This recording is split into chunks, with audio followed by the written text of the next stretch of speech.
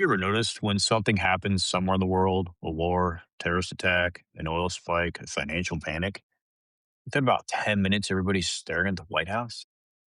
Not because we know what should be done, because uncertainty itself has become uncomfortable. Somewhere along the way, we started expecting presidents to manage not just the country, but our anxiety about the country and the rest of the world. The problem is that most of the things we're asking them to control were never really controllable in the first place. So, today we're talking about action, uncertainty, military power, and why doing something often feels better than knowing what you're doing. This is Shrink the Nation.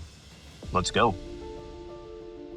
This is Shrink the Nation, a podcast for thoughtful, informed adults, preferably holding a drink and definitely holding a thought. The views expressed here are ours alone. They do not represent our employers, institutions, licensing boards, government agencies, bourbon distilleries, or most emphatically, our families. They've been very clear about that. This show is for education and entertainment only. Nothing you hear is medical, psychiatric, legal, or professional advice. We're clinicians, not your clinicians. If something we say stirs you up, that's not a crisis, that's a journal entry, or an email sent politely. We're here to challenge ideas, not diagnose strangers on the internet. And if you are in real distress, please reach out to a professional who can actually help you. All right, we are back. Another episode going. I'm David. I've got the military service, the board certification, psychiatrist, all that good stuff. Not sure if that's why anybody tunes in. Probably not, but at the very least, they'll listen to us sit around getting drunk. And man, that's always a blast. Hearing two idiots drink bourbon and opine about things Get that loud. most people don't opine about. All right. So today, Robbie, I went as highbrow as humanly possible because I'm not at home. And I got me a plastic bottle of Evan Williams. This was the smallest non airplane sized bottle I could get of anything where I'm currently at. And, the funny thing about Evan Williams, this is dirt cheap. This is only slightly more expensive than gas at this point, but it's not bad. It's not a terrible bourbon. I mean, it's not great, but after you kind of get through that first sip of gasoline, the ice melts, it waters down. It's actually pretty good. It's all right. Not complaining. 375 mils. Let's see if I can get through it. I might suggest, but let's see. Got Let's all see. day. But actually, I got all day. I'm putting the gauntlet down. Yeah, you should try to get through it. Evan Williams has an excellent bottled in bond version, and it's not much more expensive than standard Evan Williams, and it's got a white and green label, and it is really amazingly good for a $20 bottle of bourbon. I had a little bit of Elijah Craig sitting around the house, so that's what I have today, which is my consistent go-to. You can't go wrong with the father of bourbon, supposedly. And I'm Rob, a lot of years in the field of psychiatry and in the military. And whether they tune in to hear our astute psychological takes on the happenings around the country and the world, or two people getting drunk and loud, that presupposes that people are tuning in. And for our tens of listeners, I still love you, appreciate you. Thanks for tuning in. But I've not looked at the stats lately. So You don't want to be that sad. Okay. Well, to continue with our attempt to make some money, Robbie, we do have a sponsor. So I'll read this copy. We'll see how it goes. Today's episode is brought to you by the 2027 Robbie Feet Calendar. 12 months, 12 photos, 2 feet that should have remained private citizens. Each month features Robbie's feet thoughtfully posed next to major geopolitical flashpoints. January, Taiwan. March, the Federal Reserve. June, the Strait of Hormuz. December is simply both feet standing nervously outside a congressional hearing. The calendar has already been banned in 3 NATO countries and 1 Home Depot. Order now and receive the limited edition centerfold Toes of Democracy. It seems like a winner, Robbie. I like your creativity with these things. I have lovely feet. Almost 30 years in boots. Yeah, I realize the audience is probably imagining something. I do have shoes and or boots on in each and every picture. Why would you buy that then? It's that one toe that you have. It's that one weird toe that kind of like tilts off into an odd direction. Extra long. Yeah. Yeah, it doesn't have a toenail on it. Oh, the Like it's a 90 long. degree angle one. Yeah, yeah. Yeah, that one. That one. Yeah. Yeah. I got 4 toes that are hunting and 1 toe that's fishing. So it works. It works. They get me around. God, did you at least shave them for this before the photo shoot? Nah, au So, natural, baby. Au oh natural. man, looks like a Yeah, 70s no. porn version of foot. All right, have a foot calendar. Nasty. And to our listeners, if we ever hit 1,000 listeners, whatever thing David said that I did, I'll do it. If we can hit 1,000 listeners. 1,000 monthly subscribers. All right. Okay, so this week I wanted to bounce off something that you said. Now I don't know if you remember that you said it last week because you were just out there, but you had said that with the decisions that are being made right now with Iran, these aren't military decisions. And what I think you were trying to say, I'm not going to put words in your mouth, toes maybe, but not words. I think what you're trying to say was that the decisions that were being made in Iran did not appear to be coming from the military strategies that we typically think about, where they've thought about the second, third, fourth order effects. They're giving out a very clear plan, objectives, what can be achieved, what should be considered. It did not seem as though the decisions that were being made were coming from a source like that because of just what we were seeing. And by the way, I did get a request that you say second and third order effects like 27 more times. Apparently that was missed in the last I'll work on it. episode and they really like I'll that. work on it.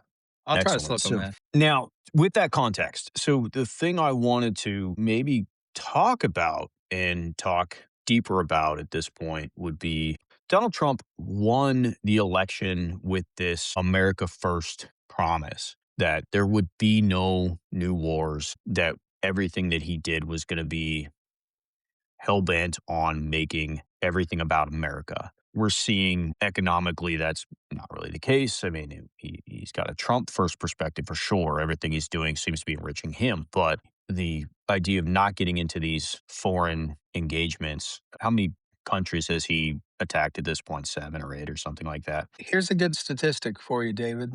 Trump, if you count first administration and second, has either bombed or threatened to bomb one out of every 13 countries in the world. Well, there we go. So the taste for And that's how you win foreign these prize, by the way. That's it. That's how you do it. Yeah. The taste for these types of engagements is, at least from a public perspective, seems to be quite low. Obama, during the Arab Spring, had gone into Libya and people didn't like it.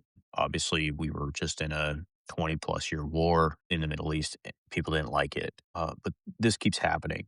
We keep getting engaged in these foreign wars or starting them or just being part of these foreign actions. People aren't, they're not loving it, but this keeps happening. And so when you said these aren't military decisions, what it got me thinking about, Robbie, was that when they are making the decision whether to engage or not, there always is a military strategist who's sitting in that room giving out options, right? Like saying, here's what we can do. Because you're asking them, what could we do militarily? And I just wondered about the psychology. If you're a president, and on one hand, you have the people who elected you who keep saying, we don't want to be in these wars anymore. Those are your constituents.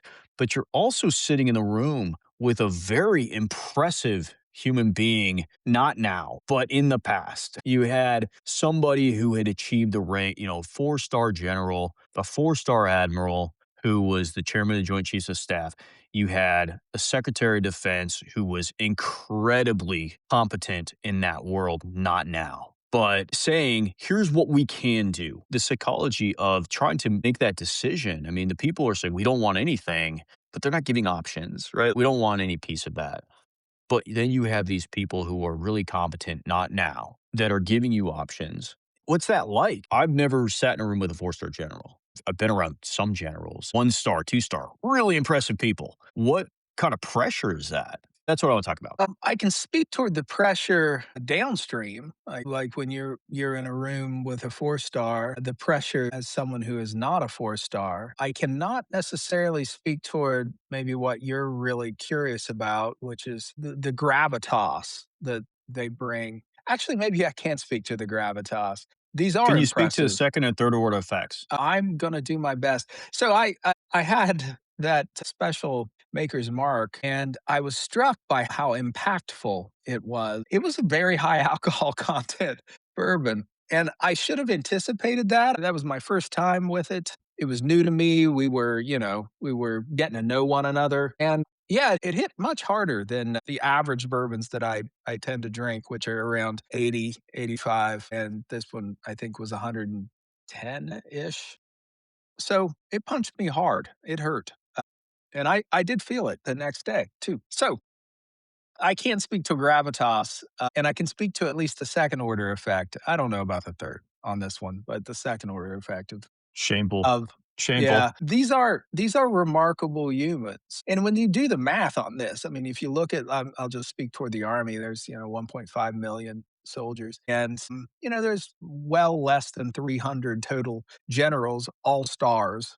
Just to get through the selection process, to differentiate yourself in order to be in a position to be promoted to the '07 rank, you've done some work. I mean, you've done some amazing things, and you've gone to all the right schools, and you've done all the right work, and you've been on staffs, and you've done it all, and their knowledge is intimidating. I mean, it's overwhelmingly intimidating, and they have been in leadership positions for so long that they just exude a leader's confidence. One thing I can say is when I'm in a room with someone, and I've really had like one experience with a 4 star and a handful of experiences with 3 stars, and then a ton of experiences with 2 stars, major generals, that it is really difficult to disagree with them. Now, usually they're smart enough to recognize that, and they actually invite counterfactuals and invite a second opinion. Oftentimes,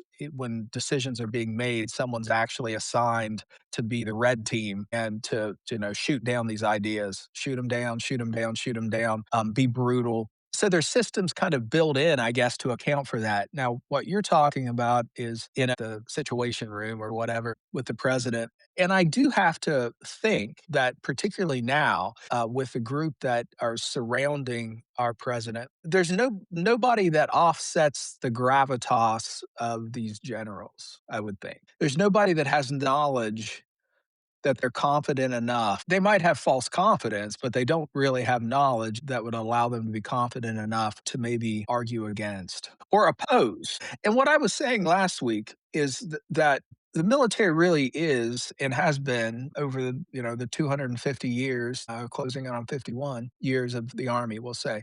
We've been refining our decision making process that entire time. It really is a science, and it's a science that we get sent to school to learn, and we have to demonstrate, and then we have to put it in practice on a brigade level or at a division level, and you get good at it, you understand it, and you start thinking in terms of not just what your gut instinct is, but okay, well, then what happens, then what happens, then what happens. The issue is that the army's not the one making the decisions on who to attack or when to attack. If someone comes to one of our generals and says, what can you do for us, we're going to have a well established plan that has been thought through. This is what we can do for you. My assumption is they also can say, here are the friction points that are going to develop after we do this. And these are the risks. Then it's left to the civilian leadership to say, yay or nay. That's kind of the way that I understand it as well. But what you're saying, it kind of worries me in some ways. When I think about the past, which is really, I think, what I want to talk about more, because the president is just so strange. Like, it's just so weird. What you're saying now,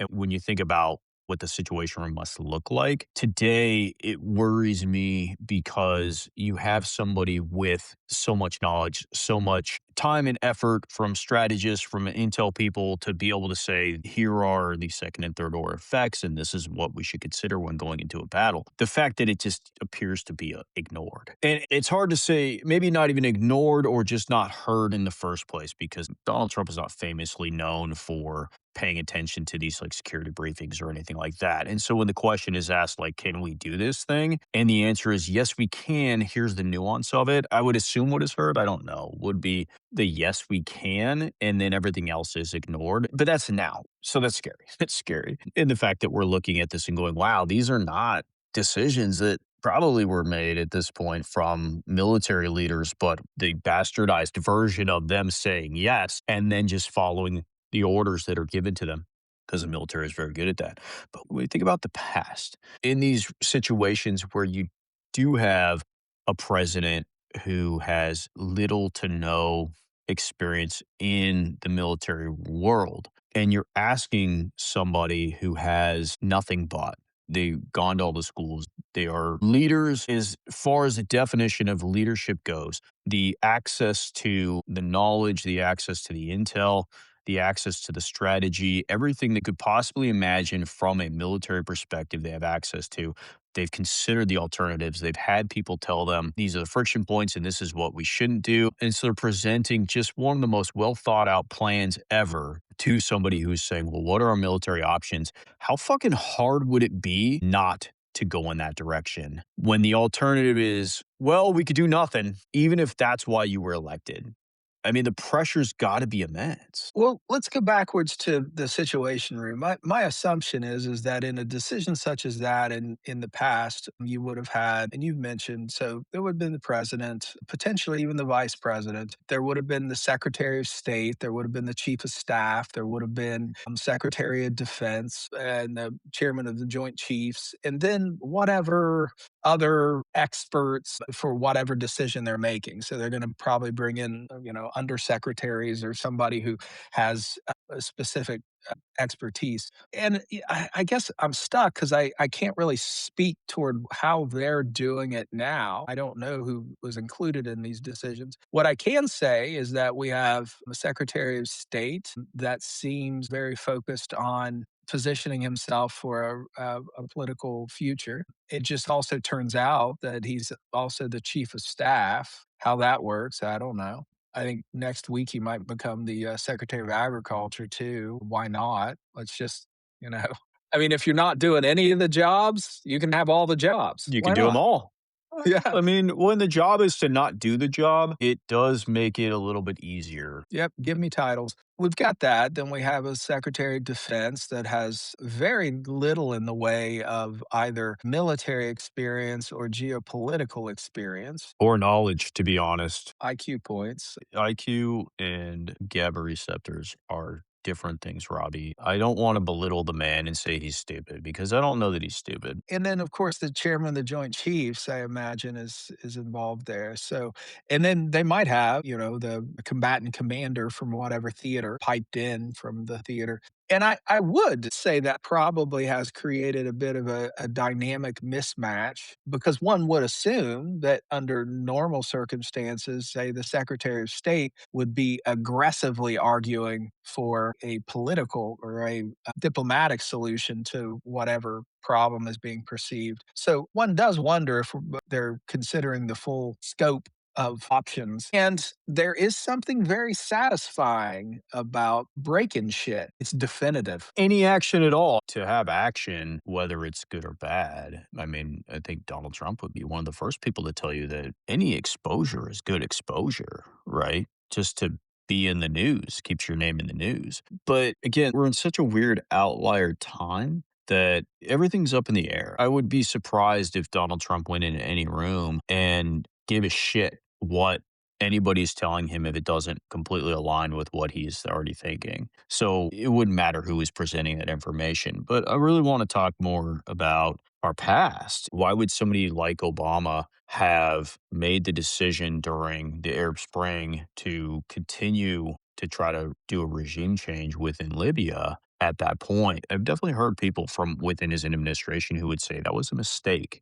It was a mistake to do that. But our policy as the United States has kind of flowed in that direction to intervene internationally when the taste for it hasn't always been there. Now, you can make some strong economical arguments for our interventions, the way our stance within the world until now had been very beneficial to us. The dollar being the currency on which all currencies are sort of based, everything running through us. And those are beneficial things. And so our providing defense for the planet, for NATO allies, everything else, even though they weren't spending what we were spending on defense, the benefit to us was quite great, right? Because them not spending on defense meant that they weren't going to challenge us. But now we have this president who has won saying, well, they were taking advantage of us, which is a bullshit argument. They weren't taking advantage of us. We were the controlling spouse in this relationship who had subservient other spouses because of that. Like our ability to control the world benefited No, if us. we were abusive. We I become mean, abusive.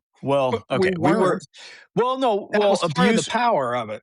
there's an argument to be made that if you are controlling somebody else through economical means, to controlling their behaviors through your ability to control economics is abusive. That would be the argument now that that is a high control relationship, right? Well, so what we established after World War II, when we were really the last man standing, Soviet Union was hit hard by World War II, but it was the United States, and our homeland had not been touched. And we established NATO and then entered into the Cold War. And in that, we not only established military dominance, we established economic dominance, and we established cultural dominance around the world. I would argue, actually, David, we were very kind with it, the way we wielded it. We were actually quite good at including our allies and involving them and being respectful toward them and at least verbalizing appreciation toward them. The idea that they took advantage of us is just silly. They Yeah. may not have spent to the levels that they were supposed to spend to,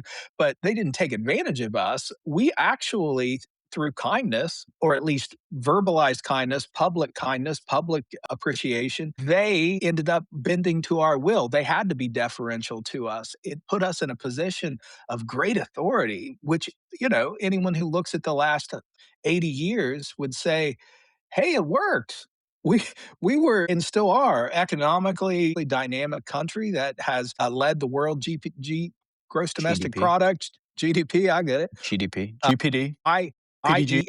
IEA. I know that I had a really hard time with that last week. It worked. So it is a silly argument that we were taken advantage of. It is, but you weirdly made my argument for me in some ways Okay. because the analogy is that if you're looking at an individual relationship where somebody controls all the finances and somebody is sort of dependent upon that person, that the person who controls the finances, if they're using that in a way that inhibits the person from doing the things that they would maybe want to do, that that can be considered abusive. Now, was that fully the situation? I mean, we gained a ton of power, control, economic benefit from what we were doing. And was it abusive? No. I mean, other countries had the ability if they wanted to, certainly. Somebody who's in a relationship with somebody who has all the economic control and says, like, you can't have a bank account, you can't access this. That's a very different situation. They had the ability, if they wanted to spend more on defense, to do these things, but they just had no reason to. And so there's that sort of, they were going along with it passively and it wasn't hurting them necessarily. And what's funny about that, I guess, is that just in the fact that we're having an argument about that really does detract from the complete asinine ridiculousness of any kind of argument that they were taking advantage of us. And that's what I'm saying is that you have Donald Trump, a billionaire now because he's made himself a billionaire again, who has the ability to control anybody within a relationship that he wants to his benefit. For him to then turn around and say that person was taking advantage of me is so utterly ridiculous. Yet that's what he's alleging all the other countries were doing. They were taking advantage of us. They were on the free ride when it was very much a symbiotic relationship that we actually had more control of. We're like the shark with little things suckling off of us as protection for them, but they're keeping us clean. But we're still the shark. If we wanted to turn around and eat them, we could. And that benefited us because they weren't becoming sharks themselves. Now we're in a situation a little bit different. So the analogy is just a little, I mean, it's not perfect. No analogy that I ever say I think will ever be perfect. It's usually pretty ridiculous. My brain is thinking probably 10 layers deeper than that, than what I can eventually verbalize because I've already moved on to the next topic in my head. Like I'm thinking about, Robbie, what would you look like as a hot dog? What toppings would you have? Would you be a Chicago dog? Would there be pickles? Would you be like a Sonoran dog? Would there be jalapenos? Are you a chili guy? I don't know. I mean, personally, mustard, ketchup, I'm good with that. I'm a mustard ketchup hot dog. If you're Yeah, Yeah. that's what I'm saying. So That's what I'm saying. okay, we are in agreement that the argument that we have been taken advantage of for years is a projection from a man who has made a life out of taking advantage of people. Yeah. How did we get on that topic, Robbie? how the fuck? I believe David just actually told us what happened here to our tens of listeners is that his poor brain, addled as it is with the cheapest bourbon you can buy, went down a trail. And we have now reached a cul de sac. And we're actually going to now jump backwards and talk about the president and the pressures that seem to repetitively create decisions that we don't really want. Yeah, it's so hard to do this now because we've had enough conversations about this administration that I think the pressure to do anything is just predicated on somebody's ego and how they view themselves, right? This is somebody who spends an inordinate amount of time watching cable news, looking at a cell phone, and just acting in ways to elevate his own self image. You got to put that aside, I think, because the more Yeah, interesting because this has conversation is existed longer. yeah, but well, I think what's important isn't how does the most abnormal president in our recent history, I'll say, function, because that one's really easy. Psychologically, I think we've nailed this one down pretty firmly. This person acts in self interest 100% of the time, often to his own detriment, making decisions that are the opposite of what even common sense would say to do. What is more interesting is why would presidents of both parties, this isn't a Republican Democrat thing, this is that every president that we've seen given the opportunity to not acts. And it rarely historically ends up being the best decision. Sometimes, but rarely is it like, well, that was a great choice. I'm glad we did that.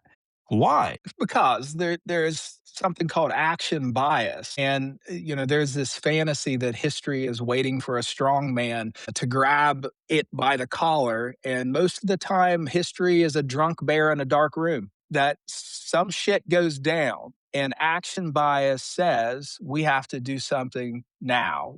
We can't sit back and wait because we have this myth of the decisive leader, the president who acts decisively, the general who takes charge, the CEO who moves fast and breaks things, the strong man that gets shit done. Our gut instinct is we want a Churchill. Now, Churchill wasn't quite as decisive as history has painted him if you read his memoirs, but we want a Churchill. And what we actually get is a imperfect man who's managing a supply chain, worrying about gas prices, dealing with culture wars, and cable news all at the same time. And that makes a mix that leads to poor decision making. Yeah. I wanted to just throw that piece in there about the military because I think it's so important, I think, for people to understand the draw of it, the difficulty that it would be, because we have to have some kind of empathy on these decisions. Not saying they're great if they were bad decisions or what, is that you're asking, again, some of the most impressive people that you've ever met. Talk to their spouses, they probably would disagree, but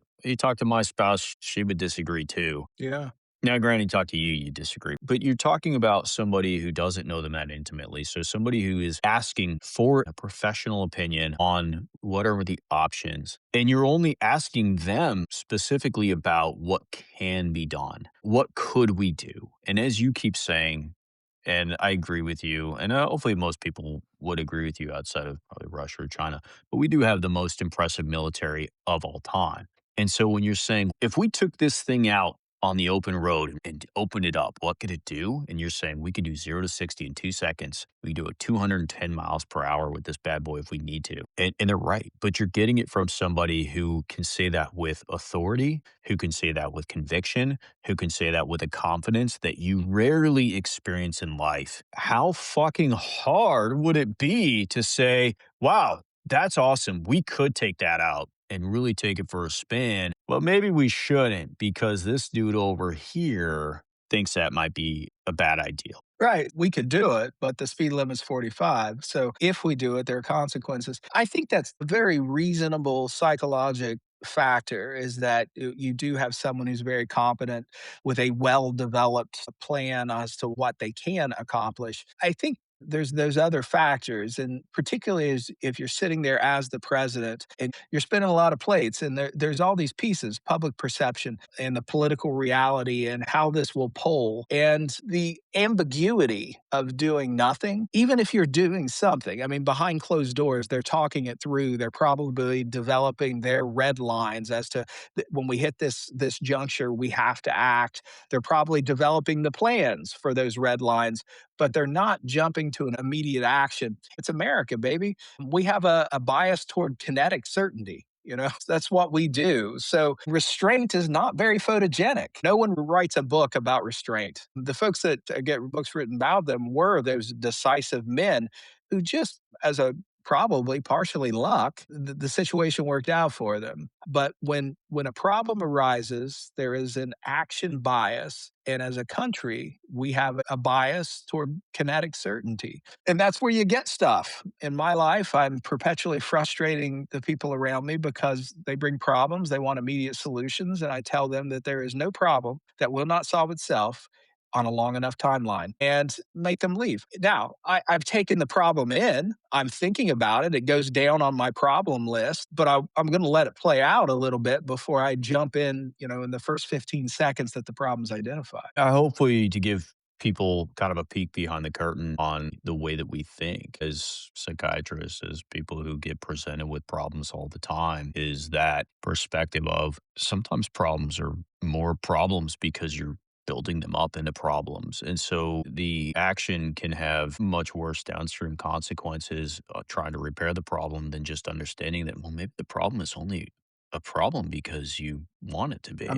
Well, the problem is trying to find a solution to it. That's the problem. Right. The impossibility of finding the solution becomes the problem. We're just attributing it to the whatever thing that kicked it into gear. I say this all the time in therapy. You and I could talk about this person all day, 24 hours a day, 7 days a week. It's not going to I change doubt them a you drop bit. an F bomb in therapy. I doubt it. You'd be surprised. All right. It depends on the All right. patient. Sometimes Uh the huh. patients are totally good with the F bomb and some aren't. And I tease that out early on. But Sure. but I will say, you and I could talk about this person's actions all day, but who here can really change to make a difference? Sometimes people just want to commiserate. They just want to be told they're right. And oftentimes maybe that's the case, but it doesn't mean we're going to go and bomb Iran every time somebody is a little upset about something. There's another element that it kind of perpetually surprises me. And I think this was the element that led to Libya, actually, is that the cable news networks began shaming the administration for their quote unquote inaction. How many people have to die before you do something? Basically, we become the Roomba for the world's anxieties. When along the line did we decide that we needed to solve every problem? When did that become the expectation?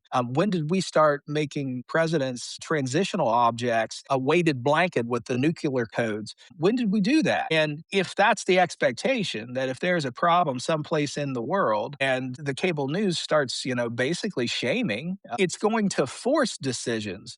So this is really kind of multifactorial, and public opinion ends up playing a role. How would this poll? You don't want to be weak. Oh my gosh, worst thing in the world would be weak, when in truth, sitting back with it, absorbing it, requires infinitely more strength than saying attack Iran. I am in agreement, and I want to pick up after our next sponsor break. So today's episode is brought to you by Robbie and Company, a lifestyle brand built around bourbon, cardigans, and low-grade concern. This season's collection includes That's Probably Not Ideal mugs, emergency cardigans, and a limited edition throw blanket embroidered with the phrase, "Let's wait for more information." Robbie and Co., because panic is expensive. I do hope everyone has an emergency cardigan, though. I really do. You just never know when you might need a cardigan. You have this person who is feeling the pressure to act within a system that is designed to not allow that to happen. We have Congress, we have the judicial system, we have this executive that has all this pressure to do things. You're absolutely right. And what you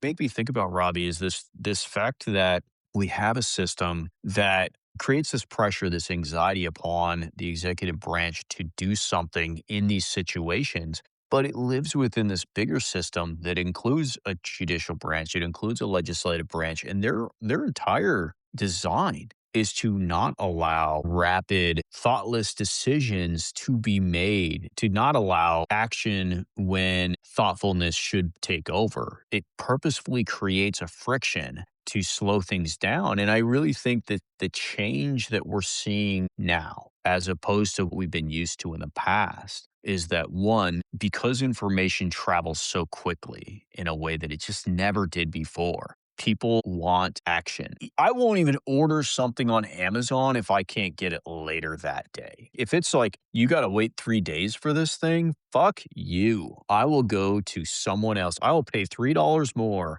to have it between 10 a.m. and 2 p.m. And that's the world that we're living in now, where even the president is expected to do something when the system is designed for long, thoughtful decisions so that we don't disrupt and you don't break. And what we're really seeing today, especially from this administration, is they're going back and they're cherry picking these times where another president did something outside of that norm at that point and usually was criticized extensively for it later. But in that moment, they said, well, this president took a group of people and they made a $1 million fund to pay them back for whatever thing that they went through. And then they got criticized because not all the money was taken and they ended up reallocating the funds to something else. And they're saying, let's take a $2 billion fund and give it to whoever the fuck we want, no oversight. Well, what you're hitting on is the fact that the president is much more nimble than the other two branches of government, exceedingly more nimble. Only ethically. Nimble to describe an old fucking man, I'm talking The Office. an old man who, by the doctored numbers, and doctored is in quotes, there is some pun there, but the doctored numbers of his height and weight being only a physics defying 238 pounds. I mean, I'm sorry, but if he's 6'3", 238, just photogenically, he is not 260. if he's a pound. But I'm just saying, ethically nimble, Well, I'm not morally, talking about, wait, I'm morally talking about the man. I'm talking about The nimble, Office. I'm values nimble, all of those. right. But ethically, no. I'm not talking about this particular president. I'm talking about the office, the executive branch. So the executive branch was constitutionally designed to be more nimble than the other branches. So it wasn't designed to be a therapist. It wasn't designed to be a father. It wasn't designed to be a warlord. It wasn't designed to be an economist, a priest, an influencer. It wasn't designed for all those things. It was designed to be the executive branch. And the founders didn't anticipate some of the things that we're facing right now. So the founders didn't design a global nervous system regulator. And that's kind of what the president ends up being asked to do. And it probably is unfair and it probably is excessive. And you're right, the speed of information has changed. That is dangerous because these problems come into view much quicker. Then they demand responses. If the president responds, there's criticism. If the president fails to respond, and then what we end up having to sit with is that as a people, the American people, we don't tolerate ambiguity very well. We like the binary solutions. We like yeses and nos. We hate maybes. We hate wait and sees. Just hate it. And it doesn't poll well. The biases that we've already covered end up coming into play. And that's why we get bad decisions. And then after the fact, criticize the hell out of them. Yeah. Looking back, and I would say pre Donald Trump version 2.0, and maybe version 1.0, but the decisions that were being made with an immense amount of pressure to make a decision presented with options that sound pretty good. It's not surprising or not difficult to understand why those decisions would have been made, even if in hindsight you can look back and say, wow, that was a real mistake. And I get that. And I think that's something that, we shouldn't dwell on the past as much, but we can definitely learn from it. But the problem now is that we're not learning from it. We're not watching somebody who's learned a lifetime of lessons on how to behave better. Unfortunately, we're watching somebody who's learned kind of a lifetime of lessons on how to behave even worse somehow, which is, God, fucking rare. if you go back to the aughts, which is how I'm going to talk about the early 2000s from now on, if you go back to those times when Donald Trump was cast for The Apprentice and he was making pretend like he was some sort of good businessman, when your kid's like, I'm going to make you dinner. And they go out to the fucking yard and they dig up some mud and they bring it to you and they go, here you go. And you're like, that's yummy. While he was making pretend that he was a good businessman, it's like he thought it was real. He was convinced by his own pretendness that he was some sort of this amazing businessman. So he's believing this bullshit. I wonder if now that's kind of the same thing that's happening. He is the president. I mean, he is it's so weird to say that. It's so, even now today, it's so weird to say that Donald Trump was elected twice to the presidency. But like, do you ever get the feeling that he's just making pretend like he's been cast into this role as president? How often does he use the term from central casting? I mean, he uses that all the time when he Yeah. selects people. He wants them to look like they're from central casting, which Yeah. it implies, appearance isn't more important than capability. Stay tuned, folks. Well, he does that too. Well, and if you look at a cabinet meeting, my gosh, they fall over each other to tell him how great he is. So yeah, I think there's an element of that. I think there's a reason why he sends out his bleats at 2 in the morning because he realizes, oh my gosh, I am not equipped for this job. The idea of him walking around with, because I'm sure there's cameras fucking on him all the time, even if they're not on, they're just like theirs to make him feel comfortable. Like, I can only imagine there's got to be a camera crew at every minute that he's awake, just on him, like following him around. They got a guy with the boom mic Yeah. and a camera guy. None of it's on or real, but it just helps him to perform. Anyway, that's how I picture this presidency going down right now. Well, we've got a couple 2.5 years more, so we can hope. Fuck you, Rob. No, well, going back to the military decision piece and the gravitas and the power that they might end up wielding, I think we do have to military, that is, has to own part of this. I mean, I think it's pretty obvious. I'm a military guy. I've spent way more years in the military than I was not in the military. And I do absolutely understand the seduction of decisive action. In the Army, ambiguity is dangerous and delay can get people killed. And somebody eventually has to give the order. And we have a hierarchy that decides that who's going to give the orders.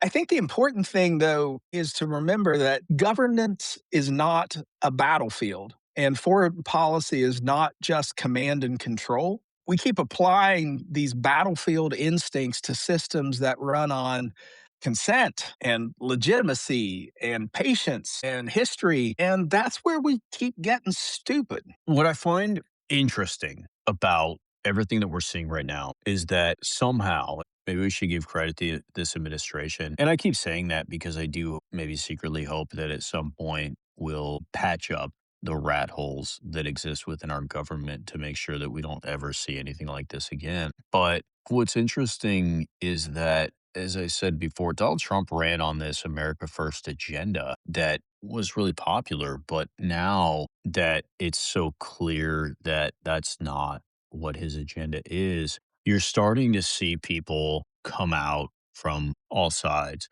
who very much do have this perspective, a much more America First, or at the very least, America not being the police, saying, gosh, maybe we shouldn't get involved every time. Maybe we shouldn't be the ones to be the morality police within the world because it doesn't often end with anybody being in a better position. What I think about now is that, especially with the school that got double tapped, those little girls lost their lives, is that, Robbie, we're going to pay the price for that 10 years from now, 20 years from now, 50 years from now. Somebody is going to try to get us back, as was the case of 9/11. When we get over involved, it doesn't always end in our benefit. Now, economically, look at us spending money on defense, us setting up NATO, making sure that the world was safe. That's one thing. But then to actively get involved every time we disagree with how a country is being run, it rarely ends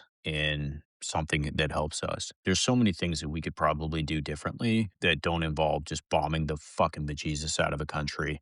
Anyway, that's all I can. I've had half of this bottle, so my fucking brain isn't working anymore.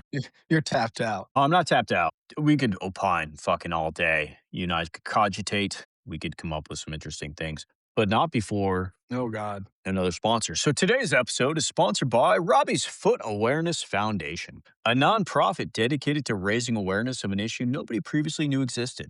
Every donation helps place educational foot photography in underserved communities. Together, we can ensure future generations never have to ask, why is Robbie standing barefoot next to a hydroelectric dam? Yep. That one, I don't even think that we should take money for that one. That one just feels like a good, That one just feels right. It just feels like something yeah, we should do for the community.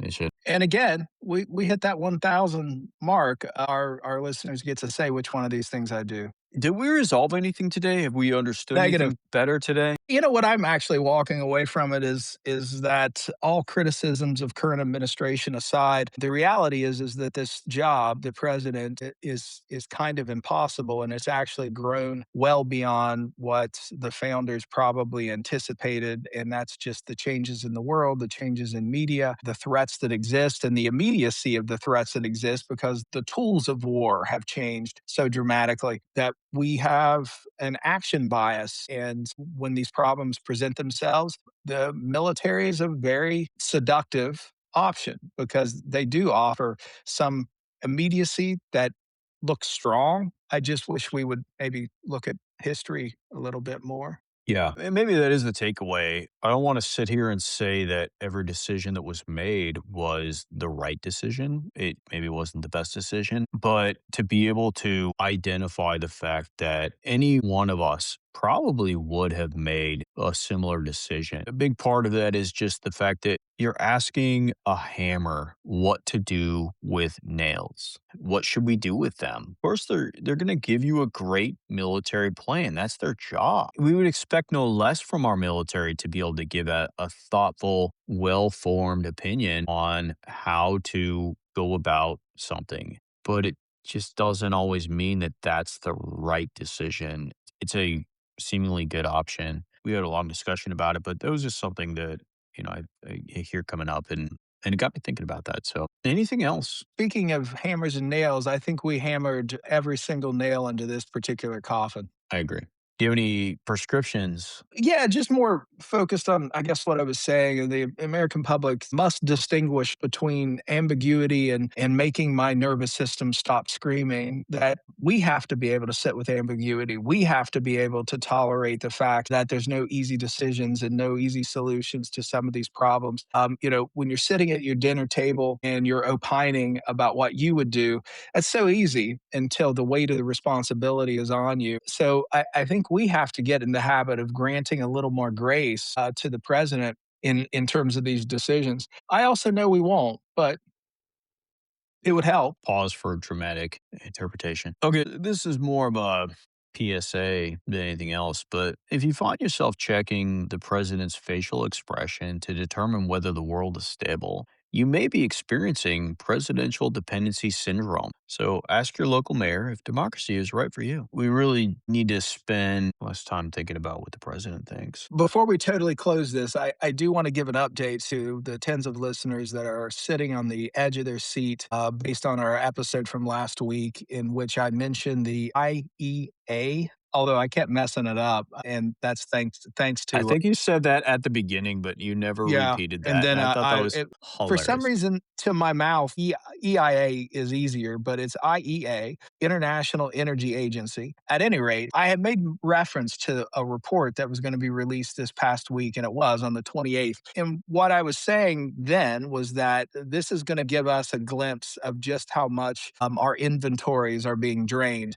So what it showed was that basically in the last several months, we have a combined drawdown of inventories of 246 million barrels around the world. which is a significantly more enormous draw than was what was anticipated, and supports, I guess, my contention that the tail on this Strait of Hormuz, even if we open it tomorrow, which we aren't, and which I think what we're really going to see is a long term degradation of the flow of ships through that for various reasons. I don't think we'll ever get back to pre-war levels of movement, is a really significant hit to our supplies. And that is going to start to have an effect. We're going to see this in the economy. The markets can smoke their hopium, but all indicators say it's coming, folks. And just to clarify, you were talking about the PPI, which is the producer price index, Yes. which sometimes people might confuse with the consumer price index. They are different. So normally the CPI, the consumer price index, is thought about as what's inflation doing to ordinary people,